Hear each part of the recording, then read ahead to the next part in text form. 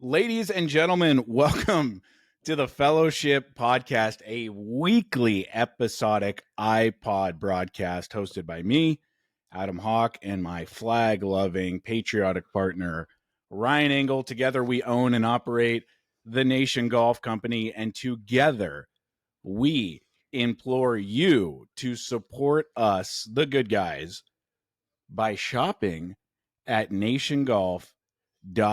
Have you been to the website recently? I am talking to the audience. Have you been to the website Yes, recently? I have. I was talking to the audience. So rhetorical for you. Ryan Engle and Will the Thrill Schwarz went in there like Chip and Joanna Gaines and redid the joint. There's shiplap as far as the eye can see, but it looks bloody fantastic. So check it out, nationgolf.com. Is shiplap still in style? I don't know. Are Chip and Joanna still on the telly box? Couldn't tell you. They're certainly in Target. They've got a whole section in Target. Well, if they were in Walmart, I would have saw them. Because I don't go to Target. Actually, I went to Target the other day, and I still have the same take on Target. I went to Walmart this weekend. How was that? It was great. We'll get into it momentarily. But let's get into it. Nice job by you and Will the Thrill on the website. Off the top, we are publishing video of this podcast now. Thank you very little. And no, it is not very good. If you're watching on YouTube, which many of you did last week, it looks like we are on a 7-Eleven security camera. I think it's better than that. Do you? Really? We are using a single wide shot on my vintage MacBook built-in webcam. Yes, we will upgrade this soon, but in the meantime, this is what you get. And I kind of like it shitty, to be honest with you. You were just saying before we started that Nation Golf itself as a company is a very raw, unpolished company. I think people like the off-the-cuff DIY aspect of some of our marketing projections. Now, it has often been said that something is better than nothing, and with this current iteration of our video production, we are stretching that adage to the limits with the video production of the show. But again, it's temporary. Professional equipment and a video producer are on their way, and we should have better looking video in a matter of weeks. You should get a tattoo that says, "It's often been said." I do start a lot of podcasts. Yeah, it's often been said. And a lot of takes. Has it, though? It's off. I have heard the saying, something is better than nothing, oftentimes. I believe that saying has often been said. I believe you put the off in often. Speaking of YouTube. Look at this, I'm going over the... Yeah. Speaking of YouTube and video, I actually want to start there because I want to reward the YouTube commenters for their participation with this show. We have said it before. We will say it again. We do not care how you listen to this show, Spotify, Apple Podcasts, Google Play, YouTube. But if you want to interact with the show, we ask that you leave all the comments on YouTube so we can pull it from one place. Makes my job a lot easier on Sunday nights. Many of you have done exactly just that, leaving your comments on YouTube. So why don't we start the show by getting into some of these comments? YouTube comments. You all right with that? Do I have a choice? Yeah, you could have sent me some topics last night. I did. We could have started with the Genesis Scottish Open. Oh, I have a small take for that. Do you? Yeah. Okay. Looking forward to it. I'll set you up for that. Looking forward to that. YouTube comments. The Nard Dog writes in, quote, Adam and Ryan on the Fellowship. You love to see it. Emphasis on see. Happy birthday to Dad Adam and daughter Penelope. My son and I, too, have also enjoyed Camelot Golfland, the mini golf facility off the 91 in Anaheim. Congratulations on getting the podcast back to video, and congratulations to Ryan the Earthquake Engle on winning family time. Is that a new tattoo? Yeah. When'd you get that? I got that on Saturday. More stuff for yourself this weekend, huh? Well, what'd your kids do while you're getting that tattoo? This lends itself perfectly to what the Nard Dog just said. Yeah, I won again. You won family time again. Yeah.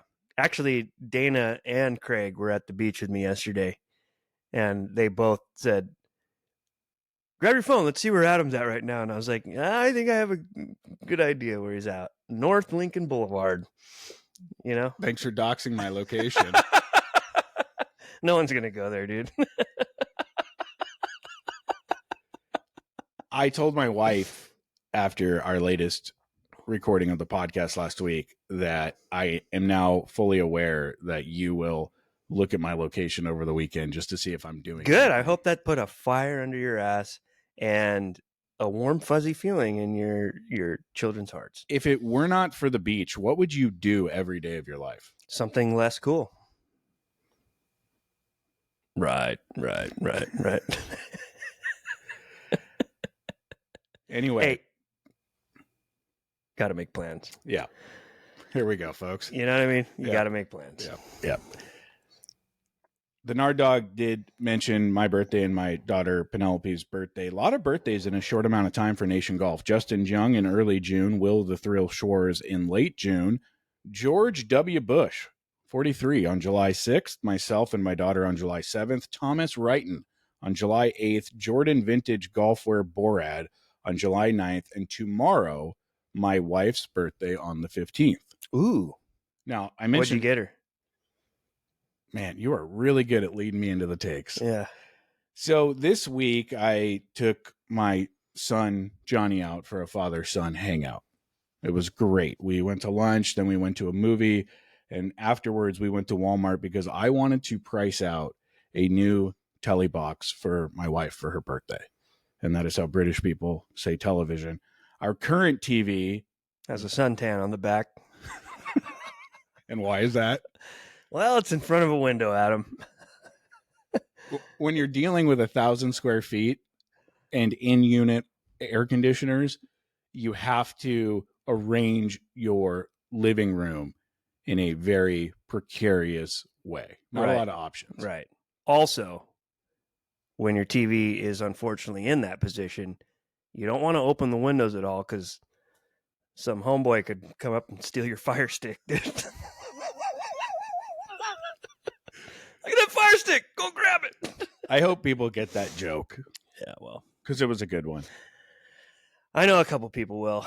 I used that joke this weekend. Craig laughed. Our current TV is old and slow. And for all the things in this world that have gotten ridiculously expensive, brand new TVs have gone the opposite direction. And I have a take on TVs. Go ahead. They should be even cheaper than they are right now. Yeah, you know why? Smart TVs are garbage.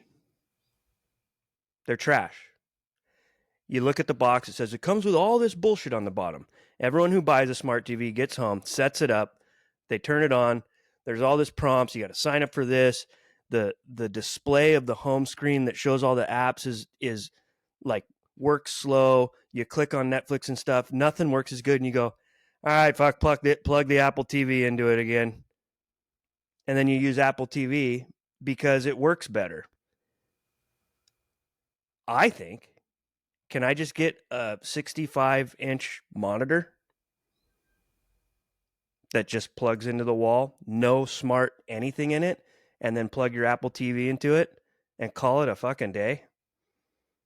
Because how many of you, whether you have a Fire Stick or Apple TV or something, you bypass all the embedded bullshit in the smart TV because it doesn't work as good. So it comes with all this nonsense. The Wi-Fi hooked up doesn't work to it as good. You revert back to Apple TV because it works better. We have a brand new TV, smart everything, and it's got the Samsung fucking AI smart, all this bullshit. I don't use any of it. I still use a 15-year-old Apple TV hookup to the back of it. It works better. Why is that? I don't know. Like the interface, the way the apps show up, like the speed of it is faster and better. Like we had the same thing. We have a Vizio upstairs in our bedroom. The same thing. The embedded stuff works like crap. So just saying. I don't know. I guess we could ask Justin Jung because he probably is in the Fry's parking lot at 6 a.m. waiting for to open every fucking weekend. But do they sell monitors that big? Do they have Fry's anymore? I don't know, dude, but Justin would know. But dude, seriously, like if you could get a monitor that size and just plug in an Apple TV to it, you're done. When you point to inanimate objects in a room that no one else We're is on in, video now, dude. And by the way, why did you post 2 episodes, one on YouTube with video and one not? Why are you doing that? one is private. Oh, so only I could see it? Yeah. Why'd you do that still?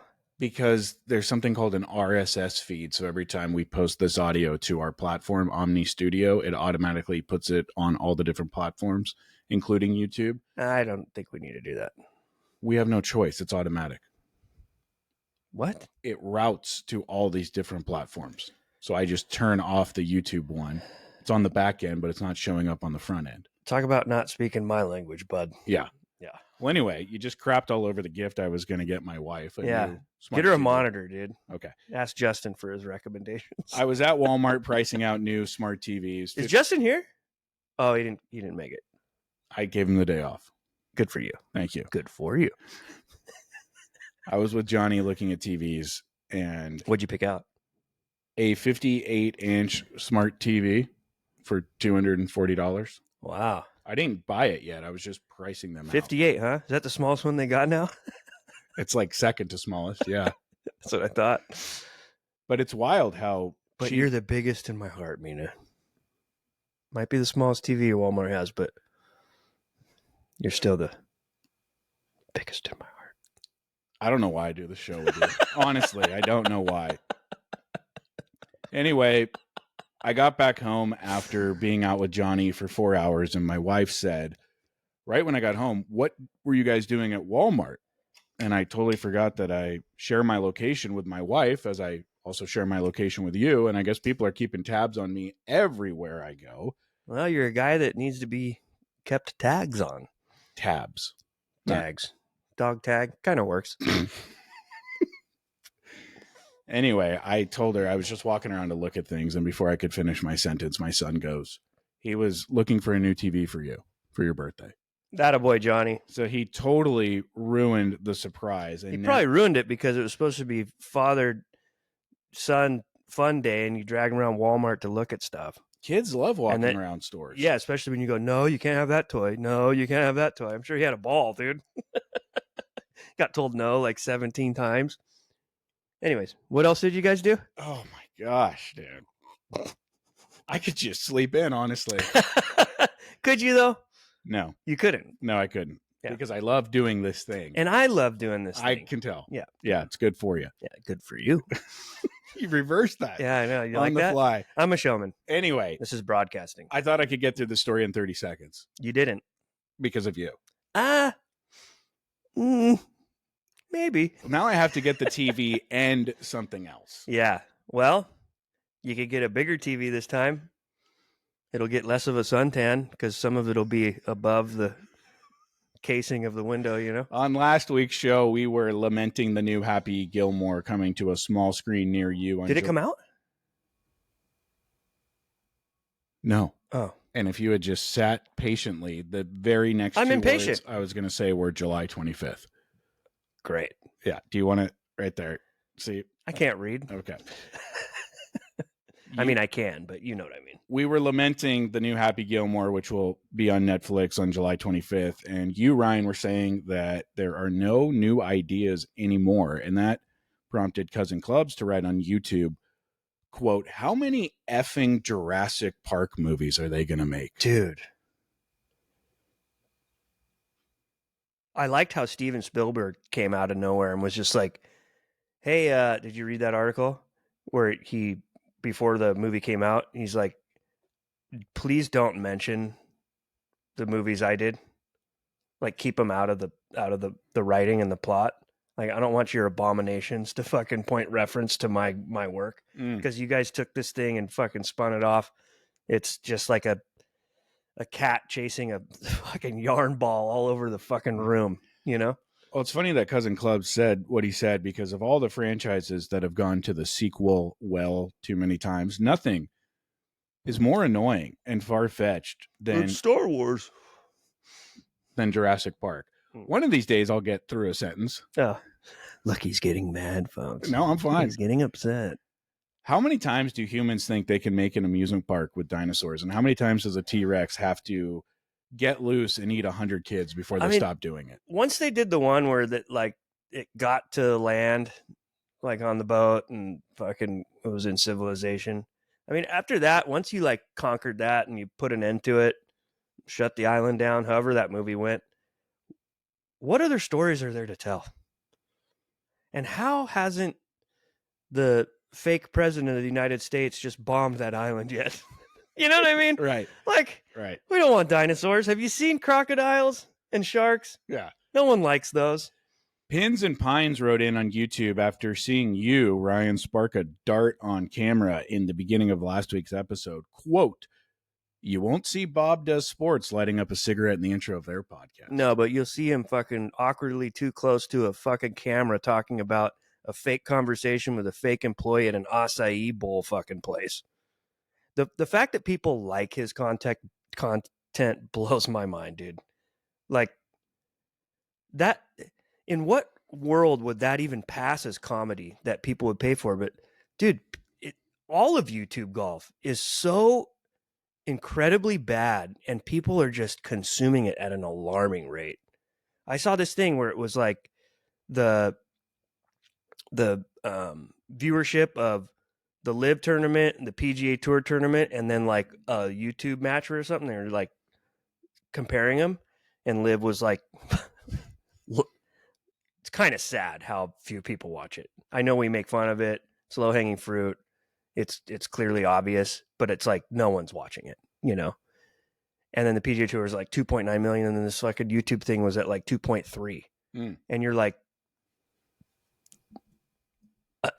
I mean, yeah, if I'm a betting man, probably bet on that. But then you look at what it is, and it's just like Phil Mickelson, like doing his phony trash talking to Bryson while they're playing with two scrubs, you know, two like scratch golfers that could never make it on the PGA Tour, but they have this huge following. I mean, it's crazy, dude. It's crazy. And people are tuning in and watching this stuff like, my goodness.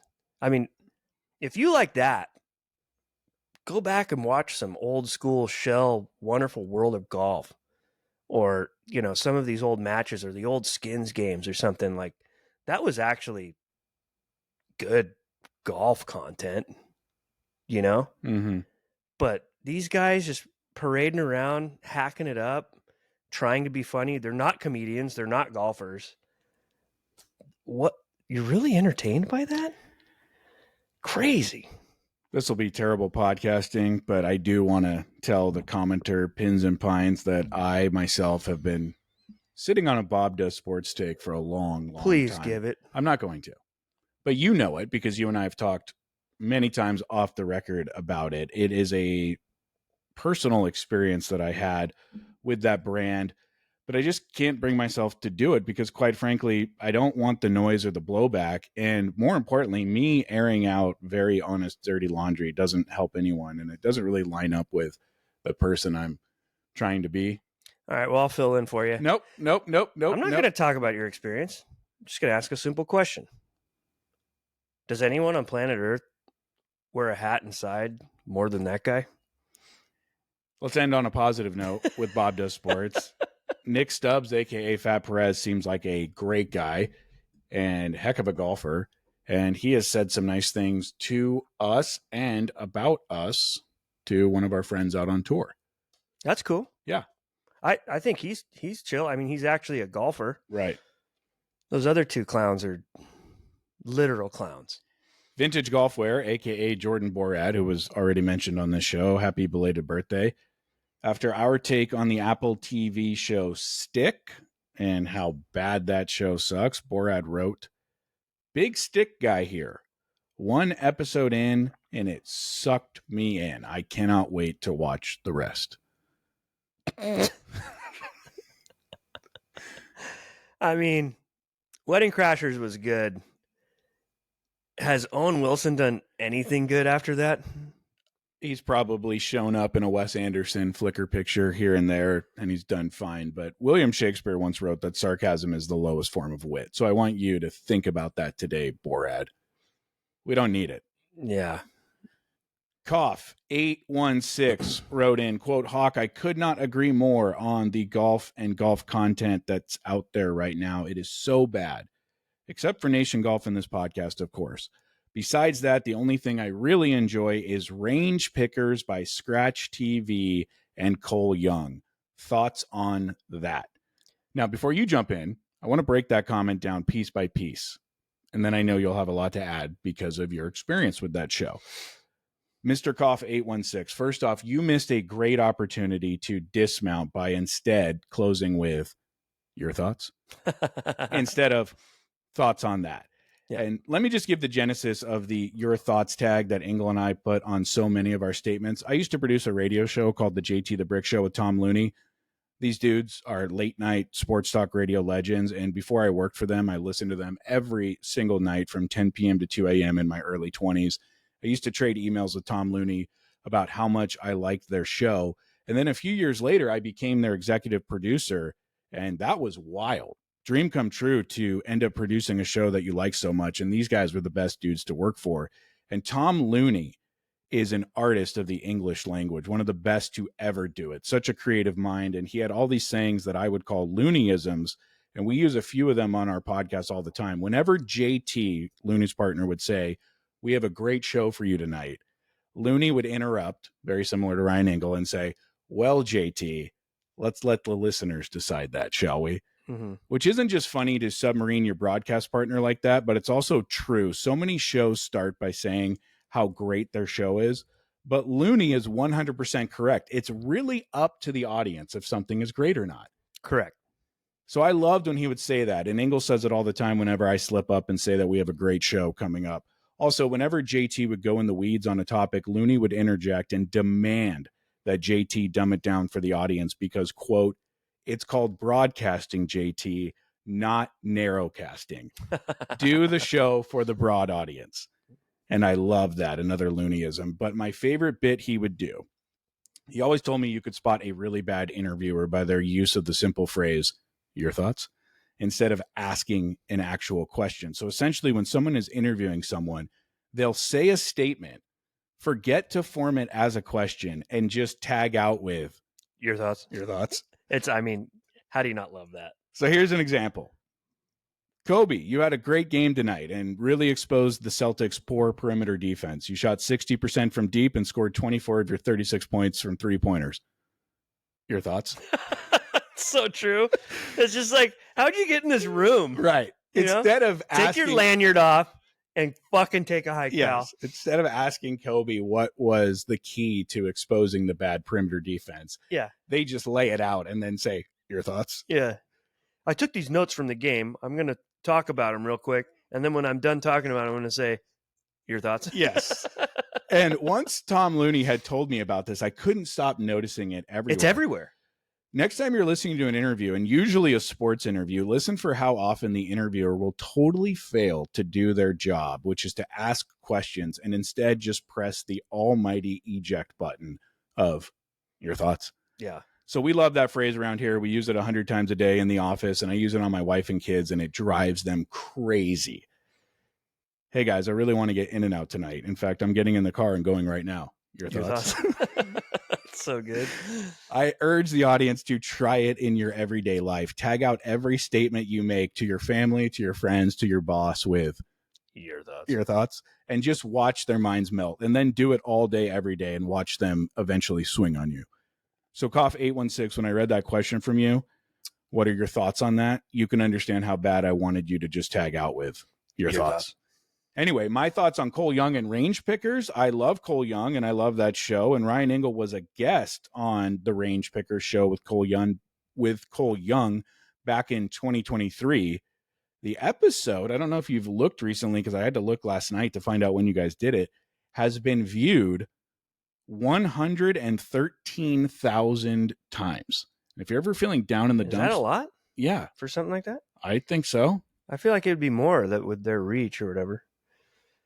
No, I'm not saying that like because of me. I was just fucking an add-on, and quite frankly, they did me pretty dirty on the edit. But wow, yeah, okay. Geez, I was about to tell people to go to our Instagram. Oh, I think it's entertaining, but if you don't know much of myself and Nation Golf and my place and all that and the desert and Indian Wells and stuff, like and look, you hang out with me, you can hear it on the show, you can watch all of our old episodes that were on video, our live shows, this and that. I laugh a lot and I have a really strong, loud laugh, but I have a lot of substance in between those laughs, you know? And they edited that thing where it was just me fucking laughing the whole time. And it's like, I think you guys kind of overdid that. There was a lot of other shit. I mean, I was wrecking Cole all day. You know what I mean? And they didn't put any of that shit in. Well, that's their guy. That's I their get it, host. but that's what was funny. I mean, and then we were laughing and like they did the shtick on how much that thing spun, but like there was all this nuance in us talking about why it was funny when we were spinning it back and this and that.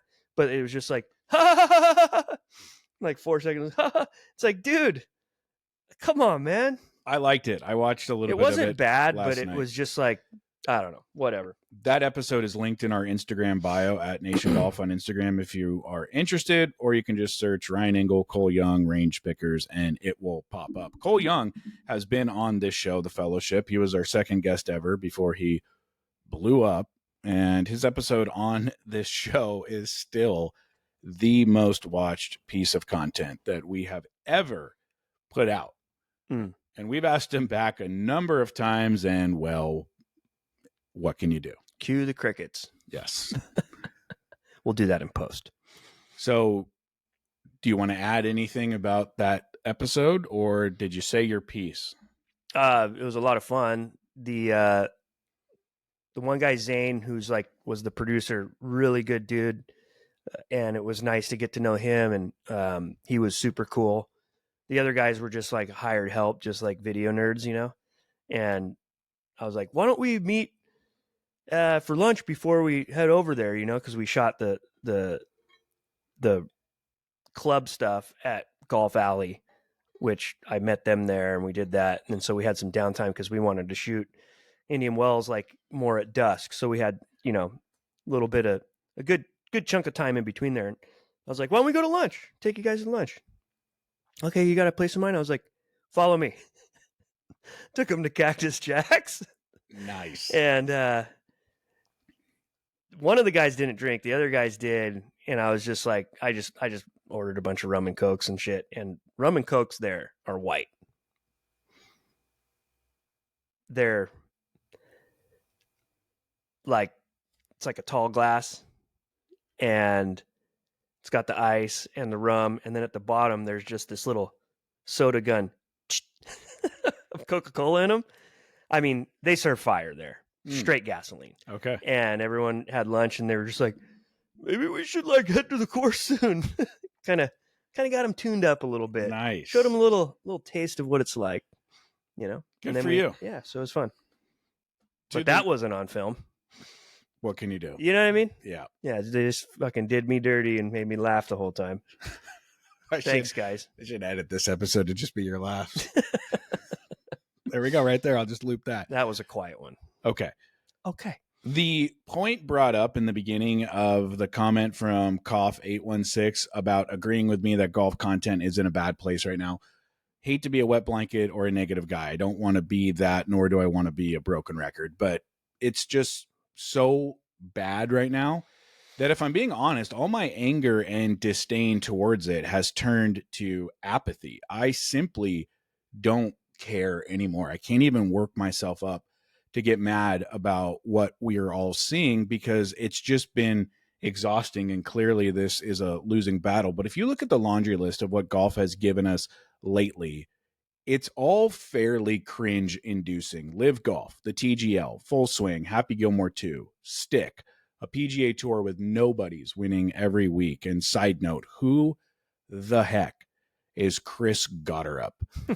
Because that guy just won the Scottish Open. Are we supposed to talk about that today? We're a golf podcast that records on Mondays. Are we really supposed to talk about Chris Gotterup? The ex-hockey pro who won the American Century at Lake Tahoe is more known than the pro golfer who just won this weekend. And that ex-hockey player played pro hockey for a living. No one in this country can name two hockey players. And then adding to the laundry list, you have YouTube golf where guys are doing fireball shots and eating hot dogs on every hole because it's not enough to just play golf. Then you've got Instagram influencers in the Waste Management Open, clothing brands selling block letter hats about how drunk you are. None of that resonates with me.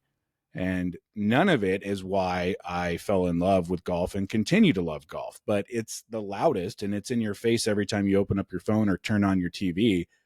And outside of the majors and a handful of tournaments, golf and golf content just is universally really immature right now. And that's the best way I can put it. It's just immature. And it makes sense. All of these things are super new. So them being immature isn't that surprising. But I'm just not that in to immature golf or immature golf content. I don't need it dumbed down. I don't need it loud. I don't need it drunk. I don't need it memed. I don't need the ball to go further. I don't need the female personalities in less clothing. I don't need any of it, but that's all golf content is offering right now. It's just more of the worst. It's an overdose of cringe. And like I said, I'm out of brain space and energy to keep pointing out how bad it all is right now. But once you see it, you can't unsee it. And if you can't see what we're talking about, congratulations, you are the target market for YouTube videos and the flamingo polos and the hats that tell everyone how wasted you are.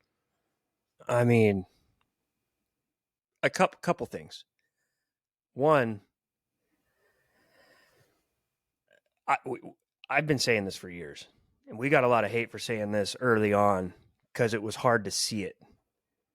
I'm just surprised that there's still people that don't. And it seems like it's a majority of people that don't see it yet.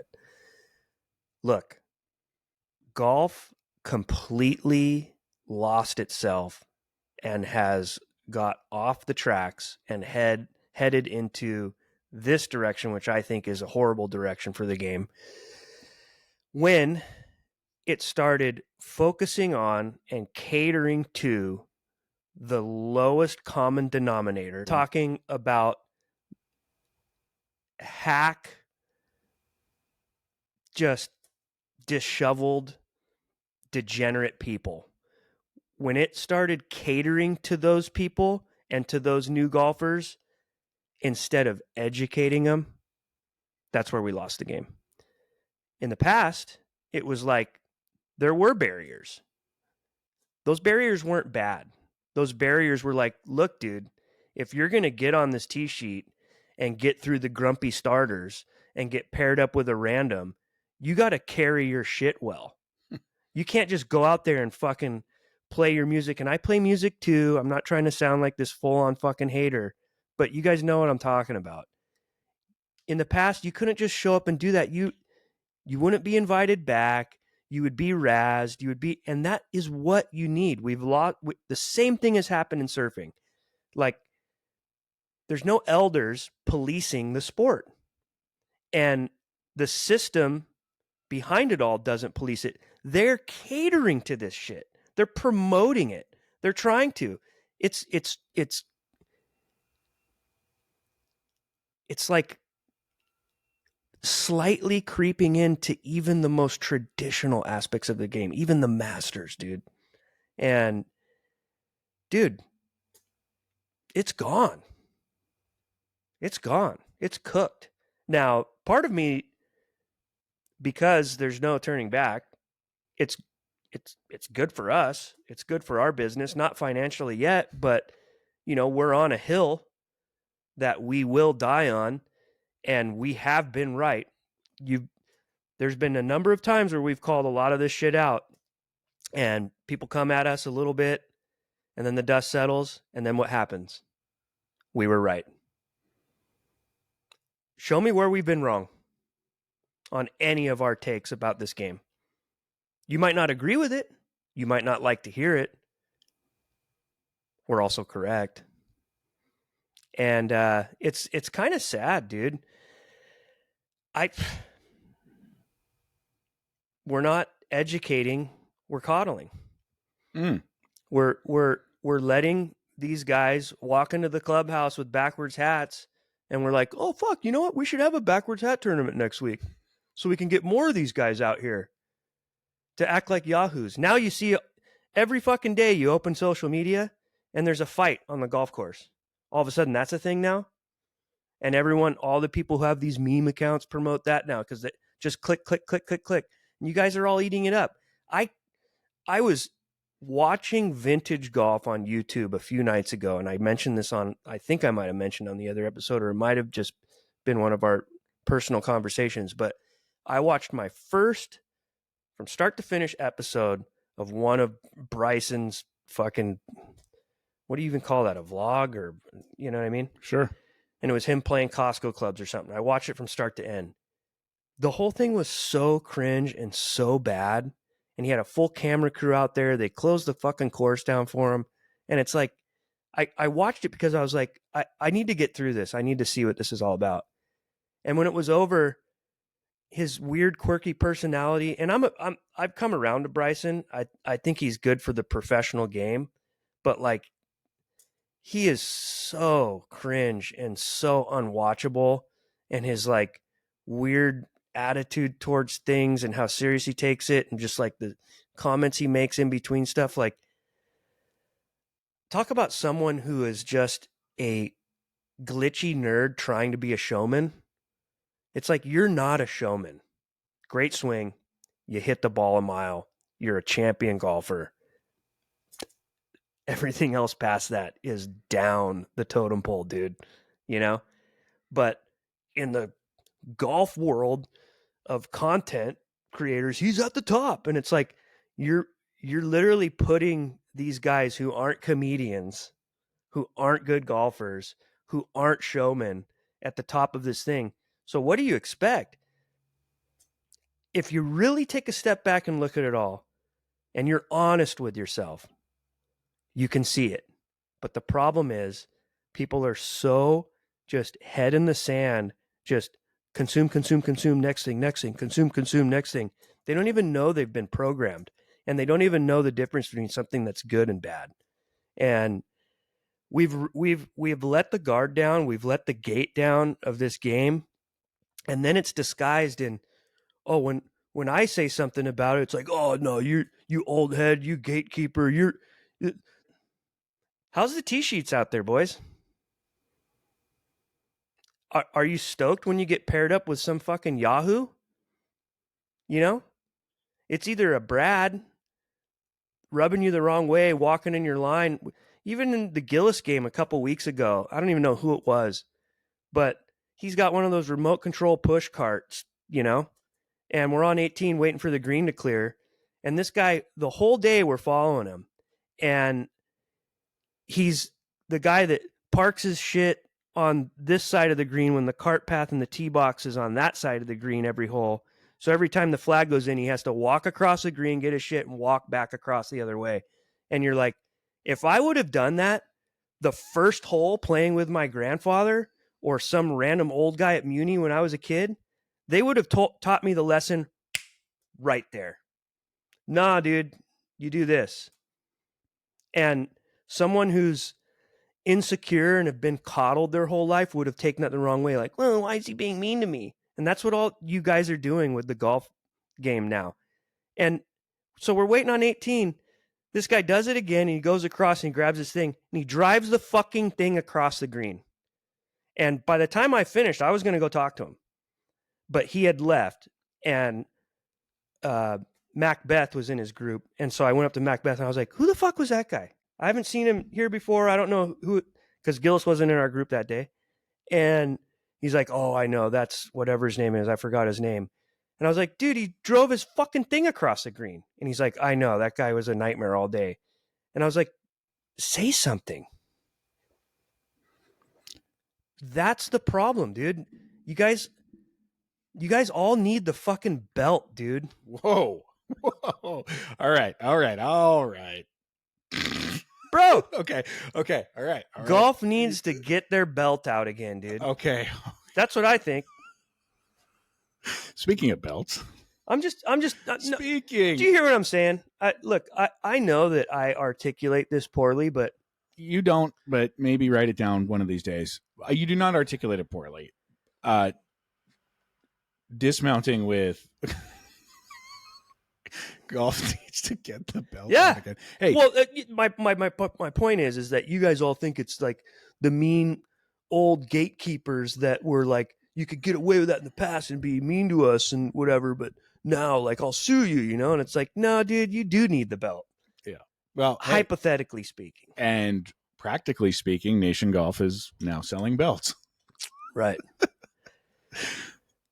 For real. We launched belts today. Your thoughts? Yeah. So actually, there's a bit of genius in the golf needs to get out the belt tag out by you, because you all need to get the belt from nationgolf.com. Yeah. Great belt. Comes in 3 different colorways. Yeah, we should do like a marketing campaign for it and get some cleavage in there and someone talking about their sandwich they bought and wear your hat inside and, you know, get in a fight on the golf course and break par from the red tees. That'd be entertaining. I'd tune in for sure. Some tits and some, I gotta say, this guy made a mean sandwich for me. Oh, let me tell you, it was A+. Dude, you guys, tune out, bro. Get some fresh air. Shit's whack, dude. Get some fresh air as he lights up a cig. You just can't write this comedy. Was that funny for you? Yeah, it was pretty great. Get some fresh air, light up a cig. We don't have What's your thoughts? What's your thoughts, Adam? I gave them. And that's all you want to say? Yeah. Like I said, I don't have a ton of time and energy for it, but I really appreciate what you said. Let's get the gates up. Trying to figure out how I want to finish this show because we don't have a lot of time. We started very late, and now I am bleeding into my other work day. I have a myriad of things we could talk about, like Wimbledon and the World Series of Poker and Love Island, but we just don't have time for any of that. The Mariners went into the All-Star break on a 3-game win streak, and their catcher, Cal Raleigh, is leading the entire MLB in home runs. Don't have enough time to talk about that. I really wanted to talk about the Gillis Cup and the fact that you being the least competitive good golfer I know is the most frustrating thing in the world for me, because you've got this incredible pairing with Matt Gillis in the Gillis Cup, a tournament named after him. And I just knew that the second you showed up, you were going to choose alcohol and good times over trying to beat Matt Gillis. And that's exactly what happened. You were 3 down right out of the gate and giving updates on tips from the tips. And all I wanted you to do was lock in and reach your potential and beat the crap out of Captain Gillis. But it's just not in you to bring competitive juices to the golf course, which in one way is very respectable. And in another, very frustrating to watch as somebody following along on the tips Instagram. I wanted to talk about that. We don't have a lot of time. Okay. But I guess I'll give you the floor for a second. Why can't you mentally check into a competitive round of golf? Man,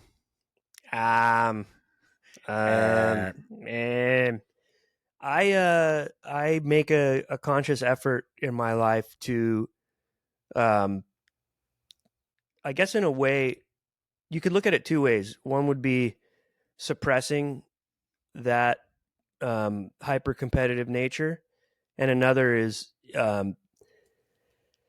putting a brighter light on the opposite side of that. And I just know from surfing semi-professionally and like a long time amateur career and competing in sports and stuff that although I found success in some of those things, that hyper competitive nature brought out the worst in me. And for me, it's more important to continue to improve as a human and as a friend and as someone who adds to every experience that I'm around, rather than take it away for what benefit to win something. So why play the Gillis Cup? Because it's fun. It's fun to talk some shit on match play, and I just kind of play it that if my game's good and things are bouncing my way that day, then I ride with it. But the point is that whether I was 3 up or 3 down, I would have been the same. And that's just the point I try to make. And it's a conscious effort. And in the end, I enjoy it more. And I feel like the people around me enjoy me more, which in turn enjoys the experience more. And to me, that's just more important. I think I've had this take, but I think golf competition, I think match play gets to the closest version of what's potentially fair in making it somewhat of a sport. But even that, it's not. And I think that golf is not a competition at all, and it can't be. And the reason why is you're not playing any defense on each other, so there's no strategy as far as truly playing an opponent. You're playing your own ball. You're playing the golf course, and whoever you're supposedly playing against is not getting every lie the same that you are, you know? And so basically what you're doing at the end of it, you're measuring who did the best with what they were given by way of rub of the green. And I just don't think that that's a real competition, to be honest with you. Now, if we play one-on-one basketball, that's a competition because I have to take what you give me and vice versa. So I'm actually playing you. I'm not playing the basket. Golf, you're playing the golf course. So, you know, like Gillis, I was making fun of him in that tips video because the hole before, it's like he hits it fat. He's close to the green because he hit driver, and it's a short par 4, and he hits it kind of chunky, and he's like, initially like, get up, and then it like, you could tell it's going to get over the edge, and the pin's up front, and then he's basically like celebrating that it was a good shot, tight one, birdie, like the match is pretty much over, but it's like, you missed it. You should have been back to the green. You pulled the wrong club, but that's just golf. There's lucky bounces and stuff, and it's like, so I'm supposed to measure myself against this guy for getting away with it? Nah, dude, that's the game. That's why you can't compete against each other. I mean, you can for fun. It's fun to have these brackets, bragging rights, meet up after. There's banter. Like, you know, there's definitely, if the match gets close and comes down the stretch, it's exciting towards the end. There's back and forth. There's some pressure to like get it in, to extend it or win it or whatever. Like, that's all exciting. I'm not taking anything away from that. But the reality is, you're not really competing against each other. And so for me, I don't know. I'd rather not make my experience, as my Marge Simpson goes on the rug, kind of take away from everyone else. I'd rather just enjoy that time away from work and make the best of it. Excellent. As we get out of here, quick update on my pops up in Seattle. A lot of you reached out after hearing last week on the podcast that I briefly disclosed that there was a health situation. Thank you to everyone that reached out and offered support, kind words, prayers. That means a lot. And great update. My dad successfully underwent an LVAD surgery, LVAD, many hours under the knife, open heart invasive surgery. It went really well. He is recovering. And if all goes well with his recovery, he could be back in his own home for the first time in almost 6 weeks. He could be back this week, which That's would be great news. Which would be incredible. And appreciate all you've done in supporting me through this, and meant a lot. And you were one of the people that pushed me to go up and see him, which was a great trip and one that I'm very glad that I took. And my family and I have a trip scheduled for August 1st.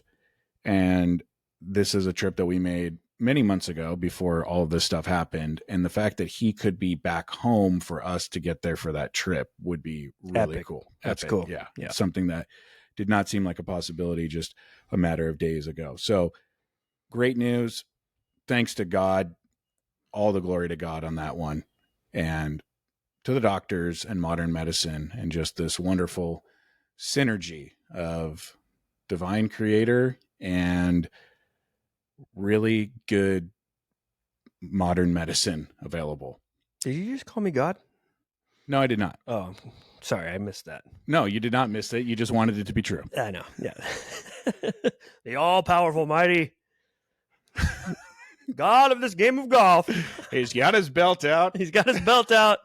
He's slapping your backwards hats forward, you fucking peasants. My dad actually used to get the belt from his old man. You see? And look at what a fine male specimen he turned into. Yeah, that's right. And my dad and his brothers used to put hardcover books over their backsides in between their jeans and their undies. Smart. And when the old man had one too many Budweisers down at the St. Louis bar, he didn't realize he was hitting hardcover books. Yeah. And the kids were just getting away with it, Matt Gillis style. Nice. Like chunking a wedge. Yep. Oh, all over it. Yeah, it was all over it. Also, you missed it. Yeah. You know, great though. Great miss. We're going to end on this note, folks. Can I end it?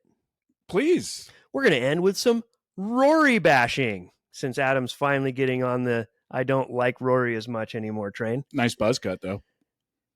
He got a buzz? Mm-hmm. Someone's got to tame those pubes on his head down. Anyways. Remember when he won that U.S. Open, his pubes are coming out of the side of his hat? What a horrible head of hair that guy's got. You're on the shot clock for this take. Okay. If you go to the DP World Tour Instagram, you go a few posts back, you know, they had their Genesis Scottish Open this weekend. Rory lost in the end. They made a post that they were trying to make him look like a good sportsman, and it was so clearly fake. And they tried to help him because just like Tiger, everyone tries to protect Rory and his fucking bad attitude. He's sitting in the scoring table, and the guy who won sitting there, and you can tell he's emotional. He can't believe he won. And Rory's sitting there next to him, and he looks up. He sees there's a camera, looks at the camera, looks down, and then looks over at him and pats the guy on the back. And then the post title is just like, Rory showing just pure class, pure sportsmanship. And it's like, this guy literally is just trying to save face because he knows the camera's watching. What a front-running fraud. I think he knows that his public image has been in the toilet since the Masters. Exactly. Which is very hard to do after winning a career Grand Slam that everyone wanted to see you get, to ruin your image. Not hard for a guy like that. Ladies and gentlemen, thank you so much for listening to The Fellowship, and if you're on YouTube, for watching The Fellowship. Again, the video production will improve, and hopefully we ourselves continue to improve. I wish the same for all of you out there in TV land. In TV and radio land. We will talk to you next Monday. 2 and 2.